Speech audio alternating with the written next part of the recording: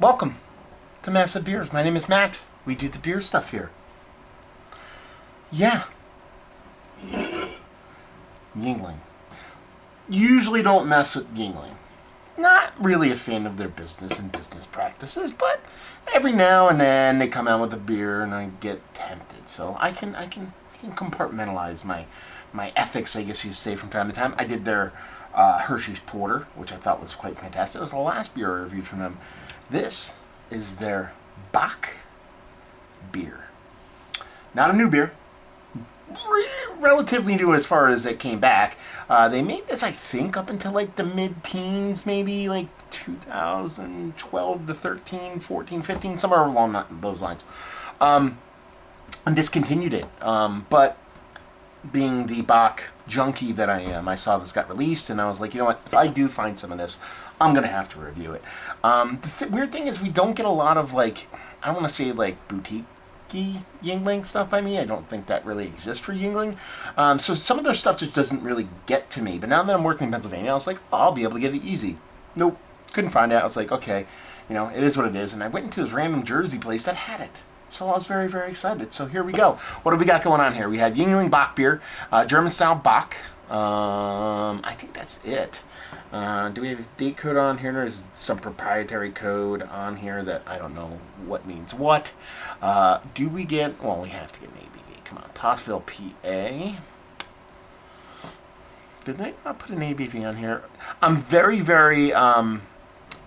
good at having an ABV stare me right in the face without seeing it. So that is completely possible. But to be perfectly honest with you, from my naked eye and from quick glances, I don't see anything. We'll look it up towards the end of the video, so if you're curious, stick around. Label-wise, I actually do like it. Just the whole design, the whole nine around it. It does come off very cool. I mean, I'm a sucker for gold and black, and you have gold and black involved on this. But outside of that, just the whole design of it, the font choice, everything about it just screams a little bit more cooler than what, at least in my books, than what Yuengling typically does. As far as the beer goes, that's pretty damn dark, They're talking about a Bock beer from Yuengling. I'm assuming this is coming in right around 6%. That's my guess, but look at that. It looks more like Doppelbockish in color. Big, rich red mahogany tones. When you hold it up to the light index finger of a nice creamy malted malt ball color head to it, so it definitely looks a part of a bigger, almost double Bockish kind of vibe to it. But definitely has all the bits and pieces of what you expect from a Bock. Let's see if we can get a nose. Yeah, it smells really good. I mean, there's just these rich, decadent malts to it. Very much that dinner in a glass that Bocks tend to be. Oh man. Yeah, just big, huge, bready, pumpernickel-y kind of brown bready, sweeter with a little bit of caramel, maybe even a little molasses vibes to it. Definitely comes off more double bocky to me. Definitely comes off big, bold, and rich. Kind of on the nose, if I didn't know the ABV, which technically I don't, but assuming this is a base Bock beer in that 5 to 6% range, it comes off more like a 7-8% beer as far as the aromatics go. Big, rich, bold, sweet, malty breadiness. With that nice, rich kind of somewhere floating between that kind of molasses slash brown sugary kind of thing floating around there, and that nice big bready component. Let's just dive in. Cheers, y'all. I don't remember this beer being this big and this bold and this good. I remember really liking it, but this is something kind of like very much not Yuengling-y, if that makes any sense. Not that their beers are overtly bad. I'm not a big fan of lager. Their Chesty's are right. What's their darker beer? The Black and Tan. That beer is tasty, but this is my favorite of the bunch. Maybe tied up there with that Hershey Porter. It's got a really nice, lush, full mouthfeel. It's not going to be confused with anything ultra high, over the top density. Not like a full on double Bock kind of sultry mouthfeel, but it gets kind of close. It's got a nice mouthfeel. And then you get bombarded with those malts. Again, we're talking about the molasses slash brown sugar bready component really just attacking your senses with this nice rich maltiness, a little bit of kind of like spiciness. spiciness in a way that molasses has spiciness. It's not necessarily like a rye or something like that, but there feels like there's a little bit of toasty, crackery spiciness to it. And really have a neutral bittering malt, like an old school noble style hoppy malt or hoppy malt, hoppiness to it that's kind of bouncing off that sweetness of the beer.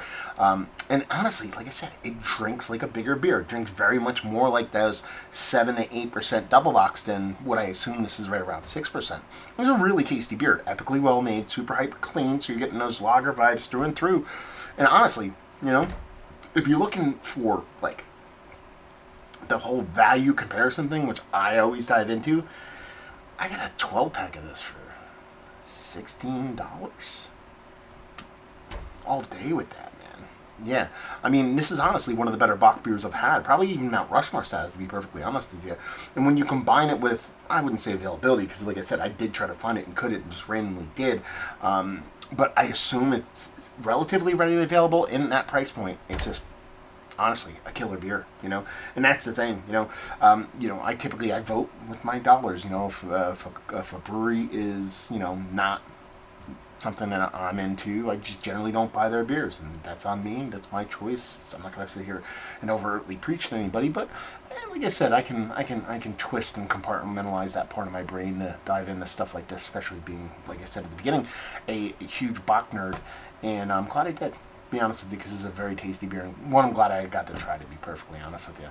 Yeah, very tasty, epically well done, and like I said, it might be, especially if you kind of take the whole adjuncty porter chocolate thing in there, the chocolate edition from Hershey's beer flavored beer, it's probably the best beer Yuengling has ever made. And like I said, I've had this beer before, and I don't remember it being this rich and this delicious. So I don't know if they redid the recipe, if it's ultra traditional, unless my mind is misremembering, but it's damn tasty. Like I said, if I'm going to talk about it, it's one of the better Bocks I've had as of late. Yes, Mount Rushmore says, yeah, it is. It definitely is. Value and availability, off the charts, the value. Like I said, $16 for a 12 pack. Can't go wrong with that.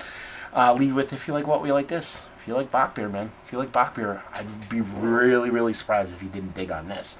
Now let's see if we can get a ABV on this sucker. Yuengling Bock beer. I am 21. 5.3%. That's directly from their website. Only available in Delaware, Indiana, Kentucky, Maryland, New Jersey, Ohio, PA, West Virginia. And on draft in the tap room in Florida, because they do a lot of their brewing down in Florida. Wow. I'm not going to lie to you. Knowing that this is more closer to 5 than 6, very impressive beer. Very impressive beer, both from the taste, the price point, availability of the whole nine.